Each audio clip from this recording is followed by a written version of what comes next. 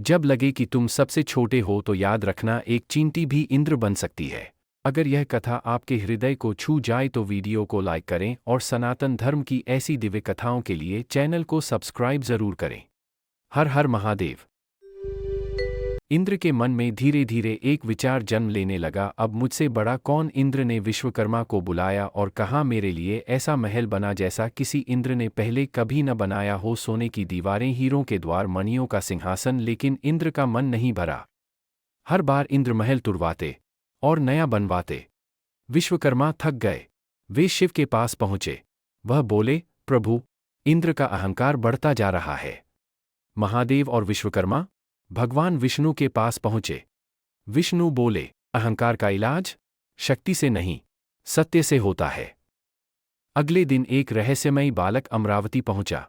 नंगे पांव, माथे पर धूल, लेकिन आंखों में अनंत संसारों का ज्ञान। इंद्र बोले, कौन हो तुम? बालक बोला, मैं वही हूं जो तब आता है जब राजा खुद को भगवान समझने लगता है। बालक ने जमीन की ओर इशारा किया। वहां चींटियों की एक लंबी कतार चल रही थी। बालक कहते, इन्हें ध्यान से देखो। इंद्र सभा में प्रवेश हुआ। महान तपस्वी लोमश ऋषि का उनके शरीर पर असंख्य रोम थे और हर रोम एक रहस्य छिपाए था। लोमश ऋषि एक चींटी को हाथ पर उठाते। लोमश ऋषि, इसे देखो इंद्र, यह चींटी 72 बार इंद्र बन चुकी है। इंद्र क्या? बालक बोले, ब्रह्मा का एक दिन 1000 चतुर्युग के बराबर होता है और हर दिन में 14 इंद्र बदलते हैं। सोचो, अब तक कितने इंद्र आए और गए होंगे। लोमश ऋषि, मेरे शरीर का एक रोम एक इंद्र की आयु पूरी होने पर गिरता है। जब सारे रोम गिर जाएंगे तब मेरी मृत्यु होगी।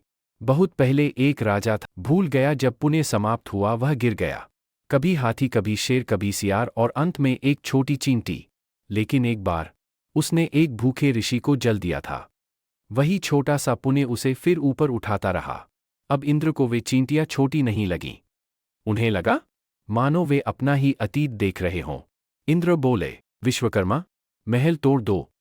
विश्वकर्मा बोले, लेकिन क्यों देवराज? इंद्र बोले, क्योंकि मैं यहां मालिक नहीं, सिर्फ किराएदार हूं।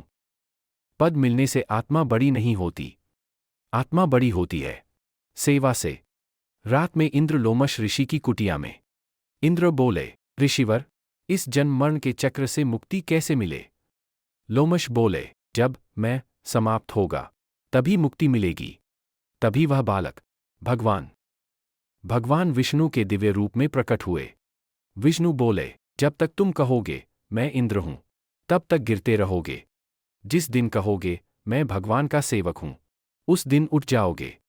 उस दिन से हर पूर्णिमा को इंद्र स्वयं ऋषियों के चरण धोते और सिंहासन के नीचे चींटियों के लिए शक्कर रखते।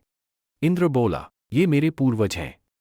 जब भी तुम्हें लगे कि तुम सबसे बड़े हो तो जमीन पर चलती चींटियों को देख लेना।